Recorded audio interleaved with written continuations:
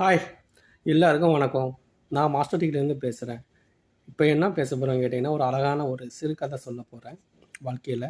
அது என்ன சொல்லுதுன்னு கேட்டிங்கன்னா, உங்களுக்கு வாழ்க்கையில எப்போ எது கிடைக்கணுமோ அதுதான் அப்போ தான் கிடைக்கும். நம்ம எவ்வளோதான் முயற்சி பண்ணுனாலும் கிடைக்கிற சமயம் தான் கிடைக்கும். ஆனா, அது என்னைக்கும் கிடைக்காமல் போகாது. கண்டிப்பா ஒரு நாள் கிடைக்கும். அத பத்தி தான் ஒரு சின்ன கதை. இப்ப நம்ம ஒரு ஊர்ல ஒரு பெரிய மாமரம் இருந்திருக்கு. அந்த மாமரம் எப்படின்னு கேட்டிங்கன்னா, நல்லா பழங்கள் காய்ச்சி குலுங்கக்கூடிய ஒரு மாமரம். அதில அது வந்து பக்கம் தண்ணி நல்ல தண்ணியா இருந்ததுனால, அது நல்லா குடிச்சிட்டு, அதில விளையக்கூடிய மாங்கனி அவ்வளோ அறுசுவையா இருந்தது.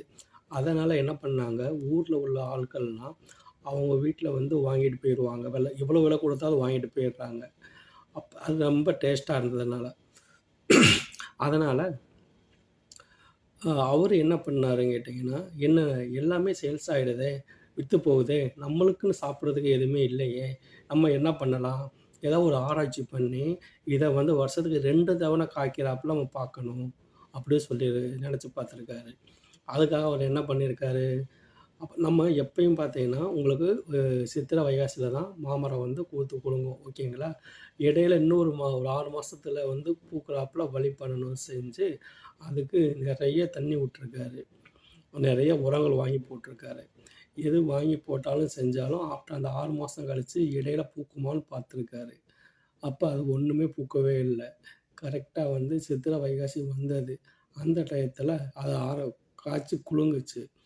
காய்ச்சி குலுங்குனதும் இல்லாம, போன வட்டத்த காட்டிலும் இந்த வட்டம் அதிகமான எண்ணிக்கையில காய்ச்சினது. அப்பதான் அவருக்கு ஒரு உண்மை தெரிஞ்சது. அது என்ன உண்மைன்னு கேட்டீங்கன்னா, நம்ம எவ்வளோதான் முயற்சி பண்ணாலும், எவ்வளோதான் ட்ரை பண்ணாலும், அது அது இயற்கையான குணத்த விட்டு மாறவே மாறாது. அந்த இயற்கையான குணத்தில நம்ம புதுசா ஏதோ கொஞ்சம் அடிஷன் பண்ணி செஞ்சு, அதற்கு இதையெல்லாம் மாத்தலாமே தவிர, நம்ம எதுவுமே மாற்ற முடியவே முடியாது. அதனால பொறுமையா இருந்தவரு ஒரு பல நாள் கழித்து ஒரு உண்மைய புரிஞ்சுக்கிட்டாரு. நல்ல வாழ்க்கை தத்துவத்துக்கு. இந்த வாழ்க்கை தத்துவம் என்ன சொல்லுதுன்னு கேட்டீங்கன்னா, உங்களுக்கு நீங்க எவ்வளோதான் முயற்சி பண்ணாலும், உங்களுக்கு அது கிடைக்கக்கூடிய நேரத்தில தான் கிடைக்கும். ஆனாலும் கிடைக்காமல் இருக்காது.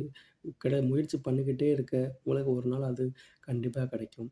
அதனால நம்ம முயற்சிய கைவிடேல். ஓகேங்களா? இந்த மாமர கதை தான் ஒரு சின்ன கதை. உங்களுக்கு இது ஒரு நல்ல எடுத்துக்காட்டா அமையும்னு நினைக்கிறேன். ஓகேங்க. கண்டிப்பா சப்ஸ்கிரைப் பண்ணுங்க, ஷேர் பண்ணுங்க, லைக் பண்ணுங்க. அப்படின்னா தான் குட்டி, குட்டி கதைகள வந்து உங்களுக்காக நான் டெலிகாஸ்ட் பண்ணுவேன். நம்ம எப்பவுமே வந்து புக் படிக்கிற அ வாய்ப்பு நம்மளுக்கு கிடைக்கிறதில்ல இப்போ உள்ள காலங்கள்ல. முன்னாடி உள்ள காலங்கள்ல டிவி, டெலிவிஷன் 90ஸ்லாம் டெலிவிஷன் நெறையா இருக்காது. அந்த மாரி நேரங்கள்லலாம் நம்ம என்ன பண்ணியிருப்போம் கேட்டீங்கன்னா, புக் இருந்தா புக்க படிப்போம். நம்மளுக்கு அப்ப அது ஒண்ணு தான் வழி இருந்தது. வேற ஆப்ஷன் எதுவுமே இல்ல. இல்ல ஆளுங்களோட பழகுவோம். இப்போ உள்ள காலங்கள்ல வந்து பார்த்தீங்கன்னா, எதுவுமே கிடைக்கிறது இல்ல. எல்லாமே நெட் இருக்கிறதுனால நம்ம என்ன பண்ணுறோம், புக்க உட்காந்து அத ஆழ்வையா சிந்திக்க மாட்டேன்றோம்.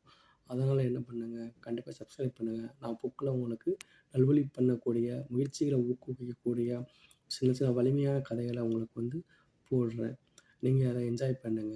அத வாழ்க்கையில நீங்க முறைப்படுத்தி பாருங்க. எல்லாமே உங்களுக்கு நல்லதா இருக்கும். Good bye. மாஸ்டர் டிகிரிக்கு ஒரு குட் பை. கண்டிப்பா ஷேர் பண்ணுங்க, லைக் பண்ணுங்க. ஓகே. சப்ஸ்கிரைப் பண்ணுங்க. மறந்துறாதீங்க. Thank you.